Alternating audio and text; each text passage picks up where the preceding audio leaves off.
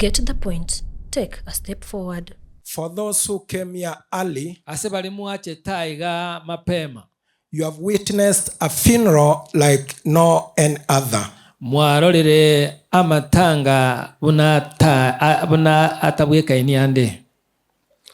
We have all been condoling the family of Evans.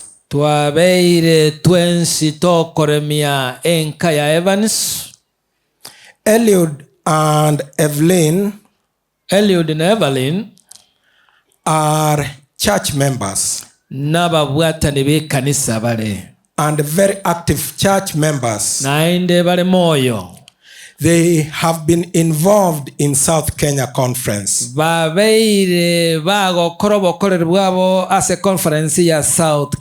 Eliud is an elder there. He is also the music secretary of the union. Boigo nigare omoriki wa mangana ya matera ase union yaito engima. And he is the music coordinator South Kenya Conference. Na se a conference ya South Kenya nere okubwatania abantu bagotera. So on behalf of South Kenya Conference, ase gobono libagari ya South Kenya, we also bring our condolences. Twaretire amagomba ito. We have been involved in this case since Evans passed away at Kisii School.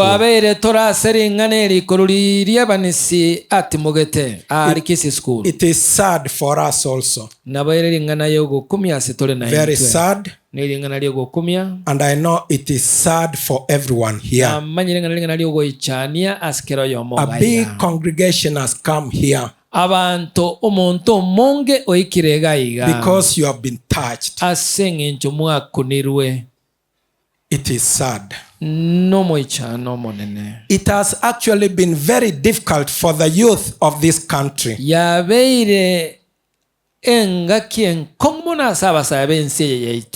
We have lost many youth. Leave alone those ones involved in the Z generation. Karatiga baria bara semeromo ya Z generation goseke kolia Z. Many also died. Abange bo igomba kwa. And those are youth. Na barabuna abasai. And also in the conference, particularly South Kenya Conference, boigo ase conference yetu ya South Kenya, we have lost many youth. Tuasiria basa abange mono. We can enumerate them. Na botora abara marietabo. But we don't want to do it here now. We have lost many. So we can say it's a difficult time for the youth of this conference. And many parents have been mourning the loss of their youth. And this family is part of them. So it is quite difficult sometimes how to comfort a family like this.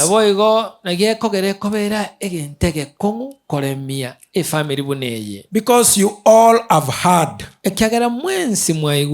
You have heard the story of Evans.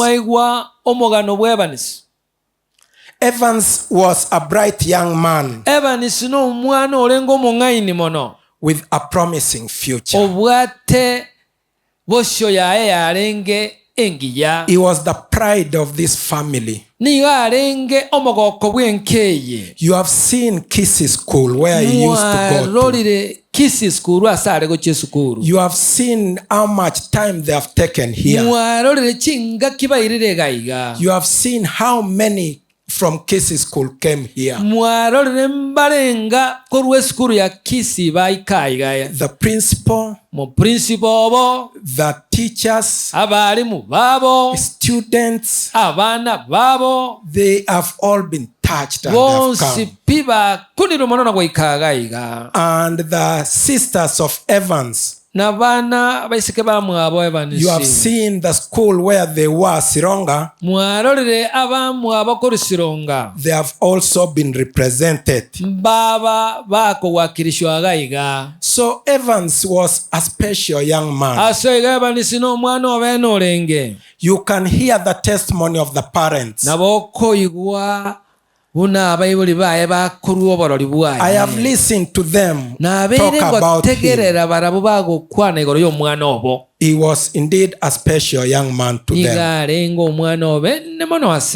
Even his grandfather, when he talks, he talks great about this young man. This was a special young man. Relatives also talk great about this young man. So I want to say this. May the cries of these parents,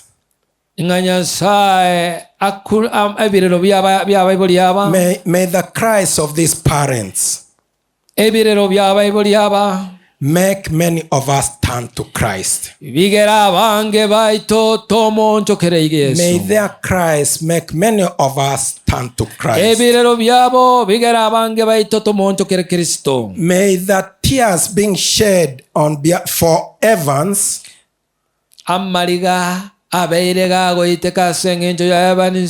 make all of us get involved in the salvation of our brothers and sisters.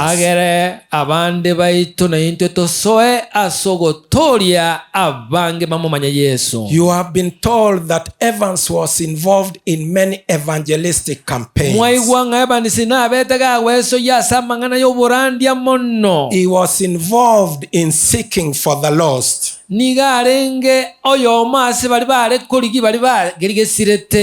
That was the desire of his heart. He received a good foundation from his father and mother.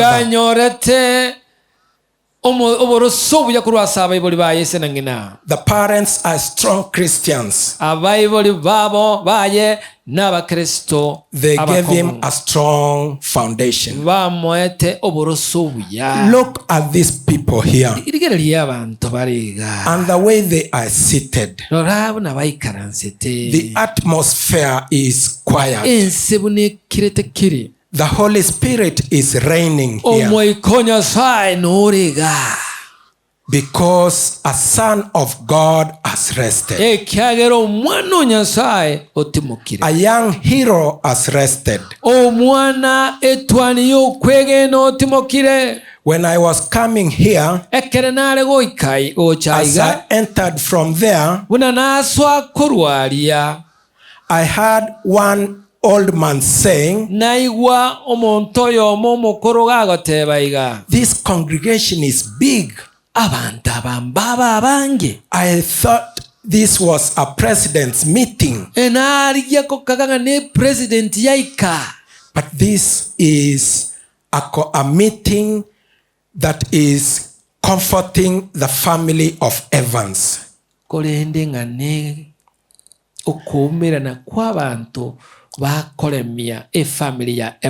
They are shedding tears because he has rested. Now I want to say something from the book of Matthew 2 verse 16. Matthew 2 verse 16. What does it say?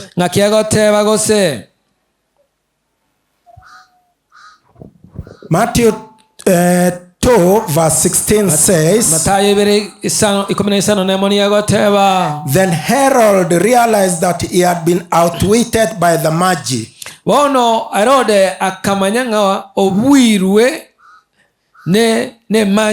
He was furious. And they gave orders to kill all the boys in Bethlehem. And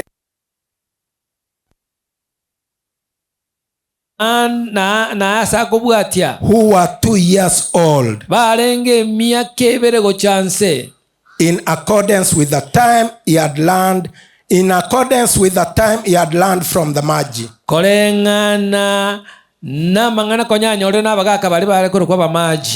Then what was said through the prophet Jeremiah was fulfilled.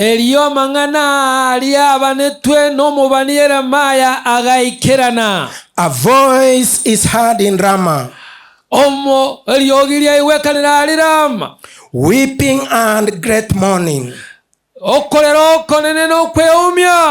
Rachel weeping for her children and refusing to be comforted because they are no more.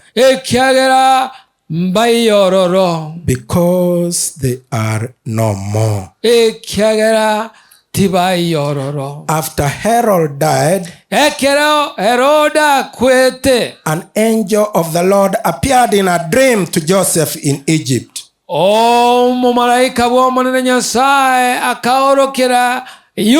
And said, "Get up, take the child and his mother and go to the land of Israel.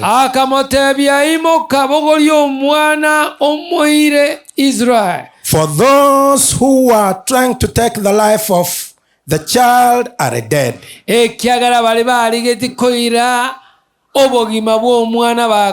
They are no longer there. They are dead. So we are told Jesus was taken to Egypt to be hidden there because Herod was killing all the children 2 years and below. They were taken to Egypt. Jesus was taken to Egypt to be hidden there until when Herod died. And the angel went and told the parents of Jesus, take him back to Israel.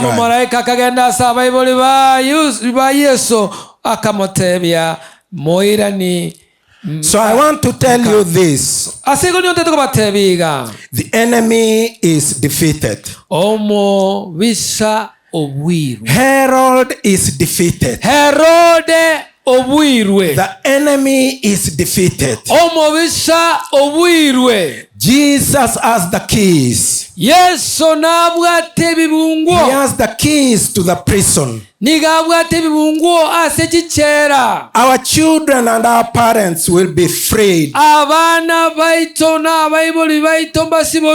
They will come out of Egypt. They will be freed from there when Jesus Christ comes again. Evans will be freed from the graves when Jesus Christ comes again. He will come out of Egypt and he will come back. And if the parents are still faithful, they will meet. They will meet in heaven because Jesus has given that promise. I've gone to prepare a place and I will come back and take you there where I will be. He continues to say in John 3 verse 16, for God so loved the world that whoever believes in him will not be lost but have eternal life. Evans believed in the Lord. He will not be lost. That is the word of the Lord. He will not be lost. We have hope. that he will also inherit eternal life. He is just resting. Let not your hearts be troubled. Eliud and Evelyn and your daughters, let not your hearts be troubled. One morning you will meet with Eliud. He will see you from there, and he will run to you and say, Dad, Mom, nice to see you. You also overcame the world. There is hope. We have hope. I want to make one observation from the death of Evans. I want to say this. Bereavement can come anytime. It can come suddenly. No one can anticipate the death. And nobody anticipated the death of Evans. Ask the parents. They never anticipated. Ask the teachers. They never anticipated. Ask even the students, other students. They never anticipated. So bereavement can come suddenly, and it can separate loved ones, like it has separated Evans from the parents and siblings. We can become widows anytime. We can become widows anytime. Our relatives can die anytime and cause us a lot of grief. The truth is one, that we are all alive by the grace of God. It is only the grace of God that has made us to be alive. So there are lessons that we learn from this bereavement. And I want to share with you these lessons. And I want you to be attentive about this. One is this: let us not be too attached to any person on earth.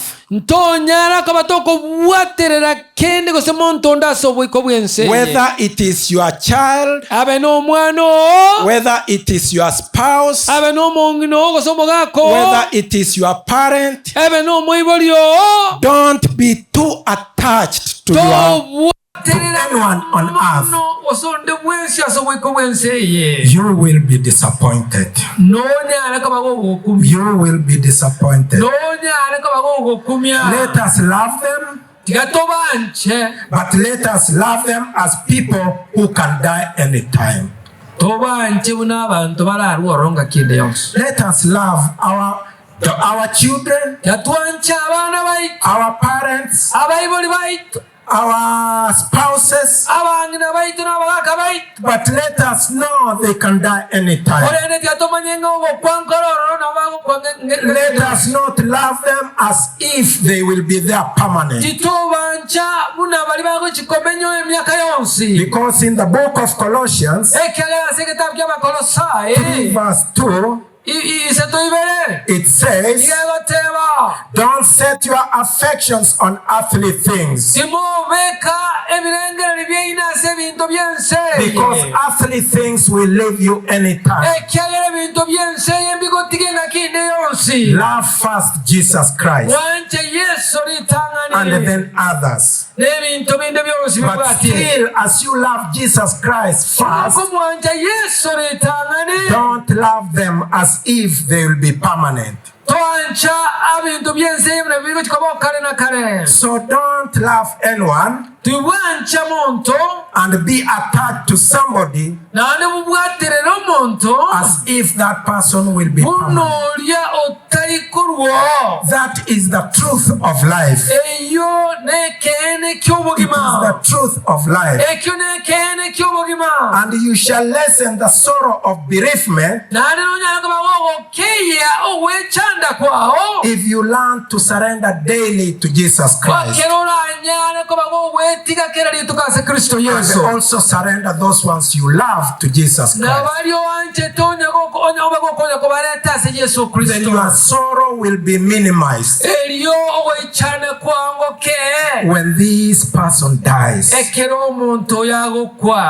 When this person dies. For those who are still alive, or those who still have their spouses, those who still have their husbands and wives,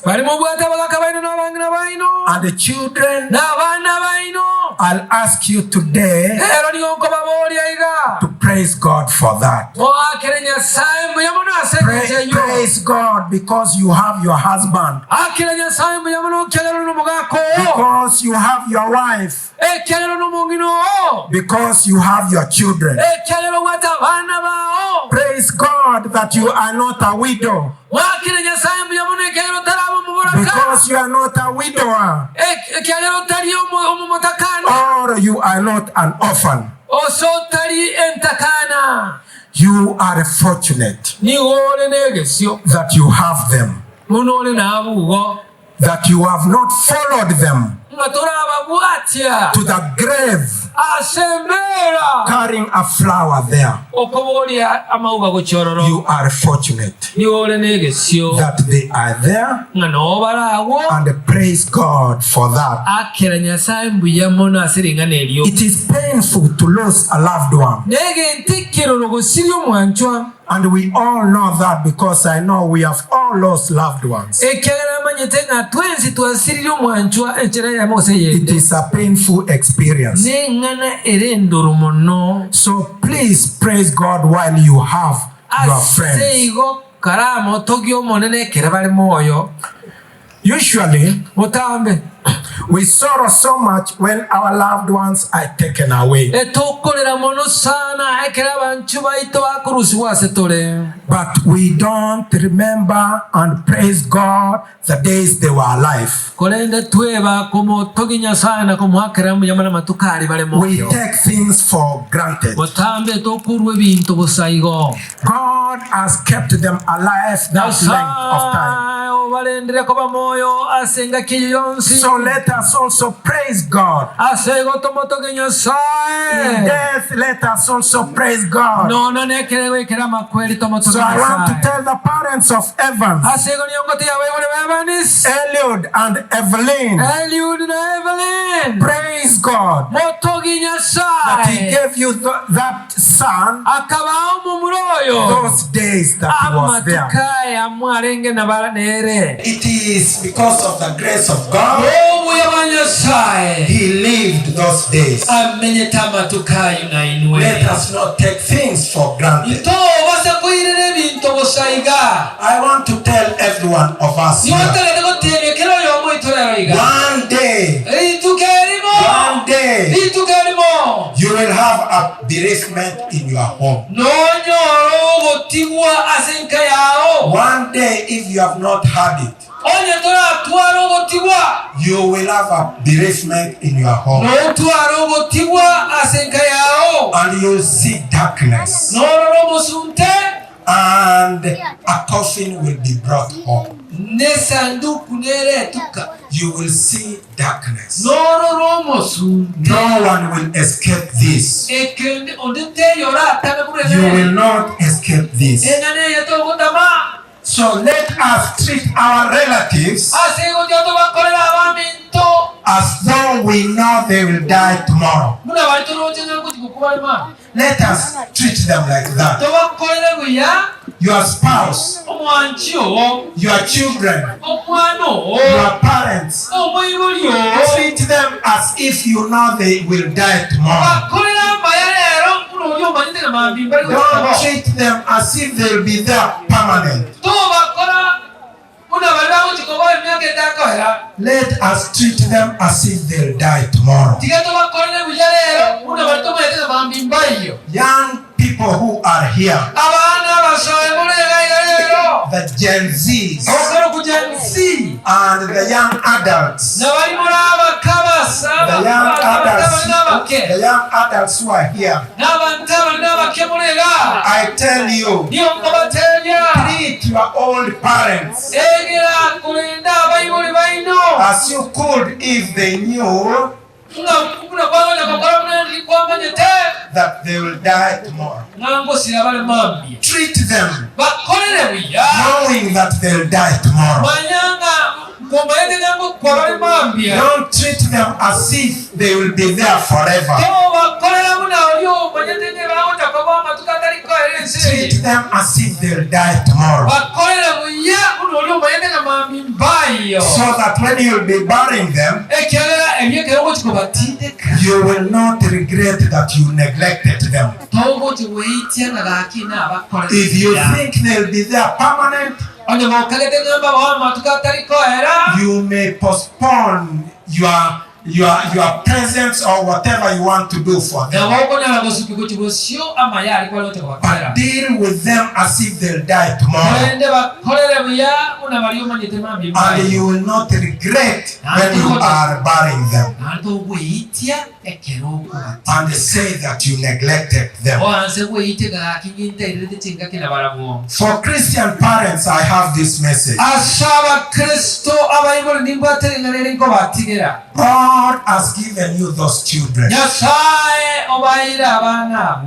to care for them. He has given you those children to care for them. They are growing up. And as they grow up, some of them may plunge into sin and die as sinners. That is the fact. You don't know. These children, as they grow and in Christian families, some of them may plunge into sin and they die as sinners. So I want to urge you, let not the sting of regret get you when your child dies. And you start to regret. I wish I prayed for him. I wish I taught them the love of Jesus Christ. That is where I admire Eliud and his wife and children, because they are not regretting the way they brought up Evans. They are sure they brought him up in the right way. And their testimonies from other people, from schools, from teachers and fellow students,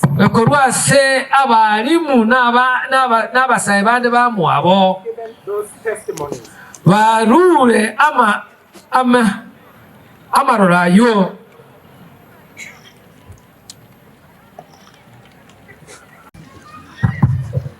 they have given those testimonies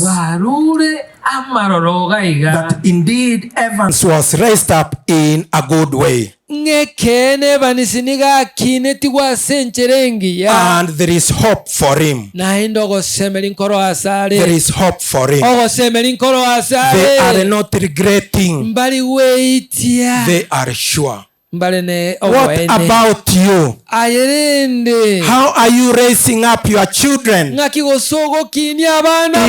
die, will you regret that you didn't pray for them and you didn't bring them up in the right way? This is your time. This is your time.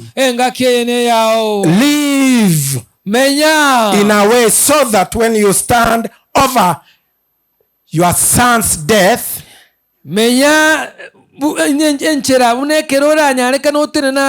you are standing and you are looking at your dead child, maybe it is right there, maybe it is in the mortuary, maybe anywhere, and you are looking at your dead child,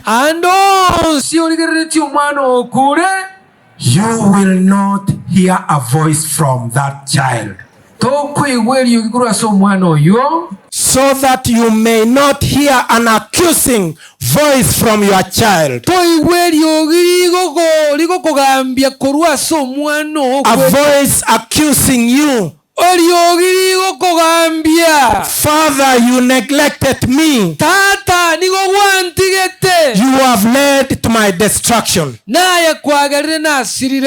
have led to my destruction. So that you will not hear a voice from that child. Mother, your lack of prayer has led me to hell. It is you, my parent, who did not bring me up properly. I want to pray for you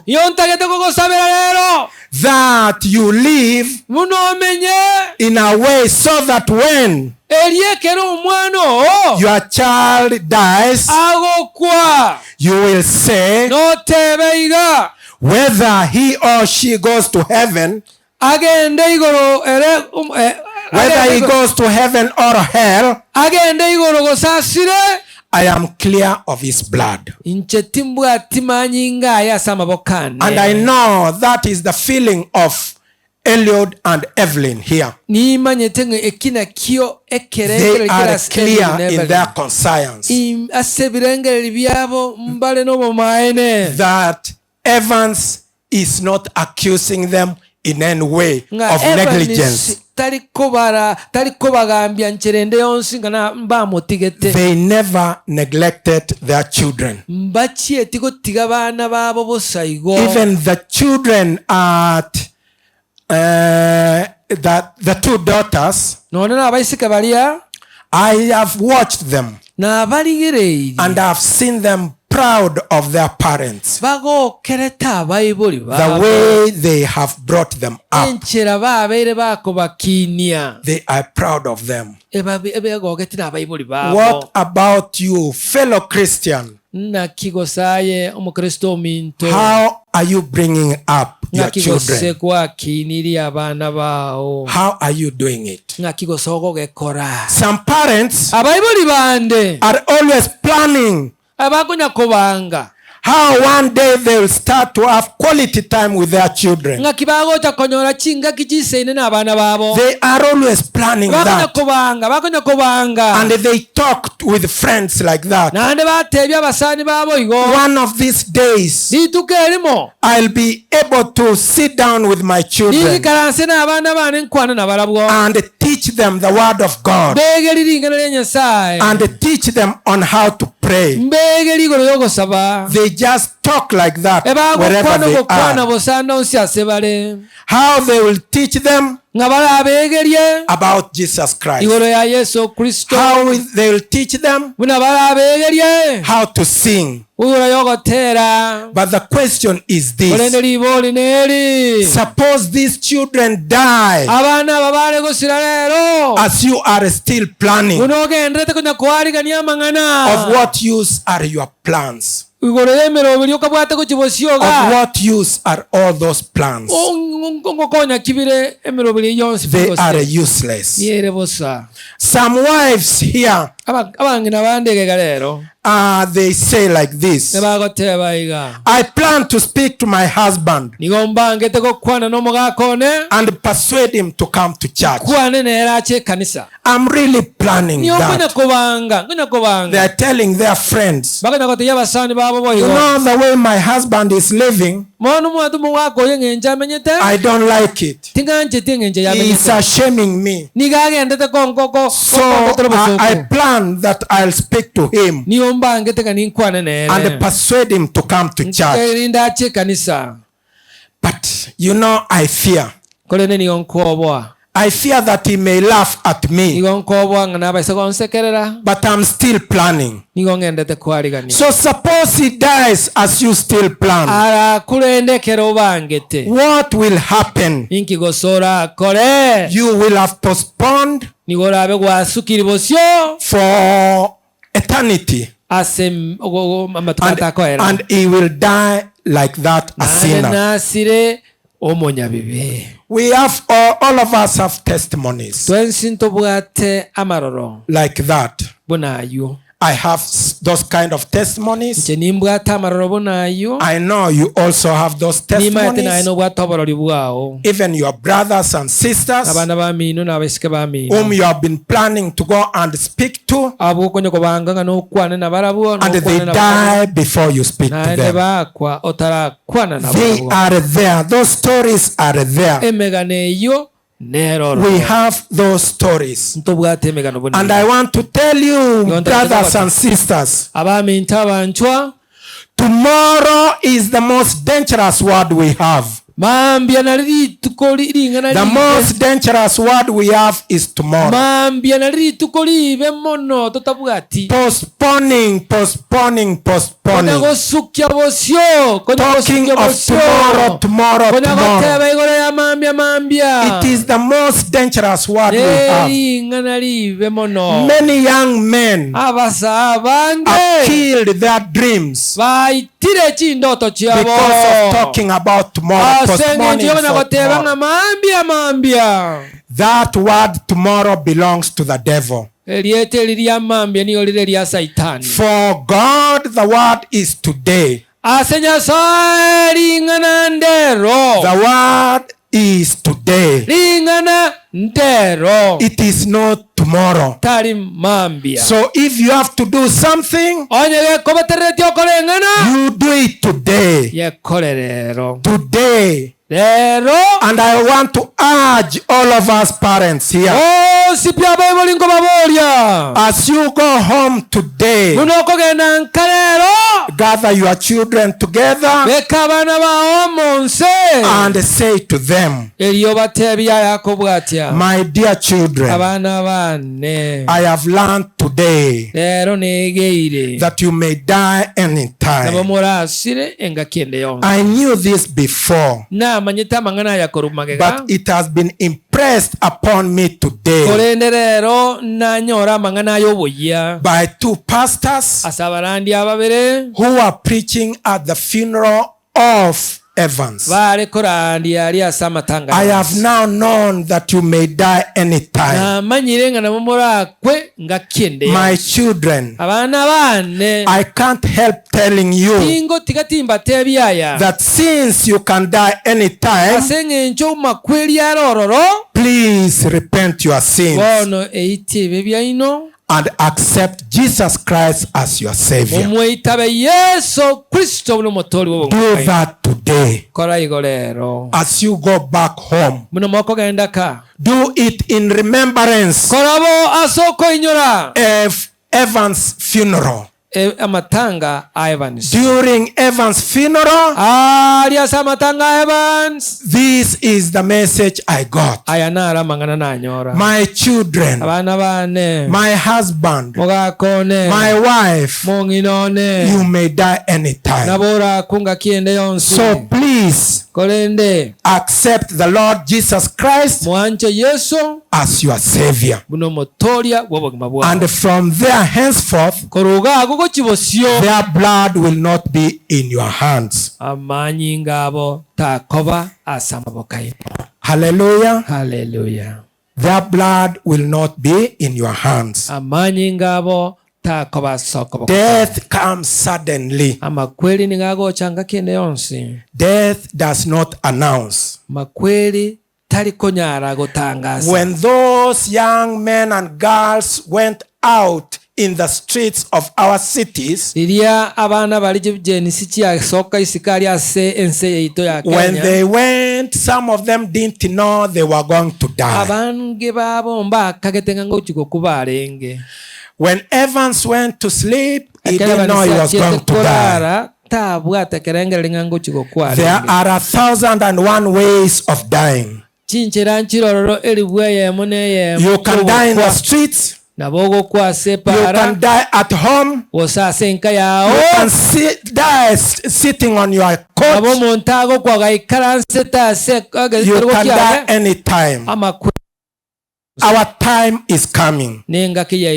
Whether we like it or not, we may die in our beds after long illness or suddenly, but we'll definitely die. We are told death is like a vapor. Our lives are like a vapor. So how should we live? We should not live as fools. We should not live as fools. Let us see ourselves as people who can die anytime. Let us not think about tomorrow. Let us not wait. Today is ours. Tomorrow is not ours. So if you have heard this voice, don't harden your heart. Accept. And if you have not known the Lord Jesus Christ, surrender your life to the Lord Jesus Christ. Let us always remember that we are always carrying our death in our bodies. We are carrying death in our bodies. That is what we are told in the book of Romans 24. And only Jesus Christ can deliver us from these bodies and give us eternal life. Evans knew this secret, and he accepted the Lord Jesus Christ as his personal Savior. So I want to tell the parents and the siblings, there is hope. There is hope. There is hope. And as Jesus Christ said, don't cry. There is hope. May the Lord bless you. Get the point. Take a step forward.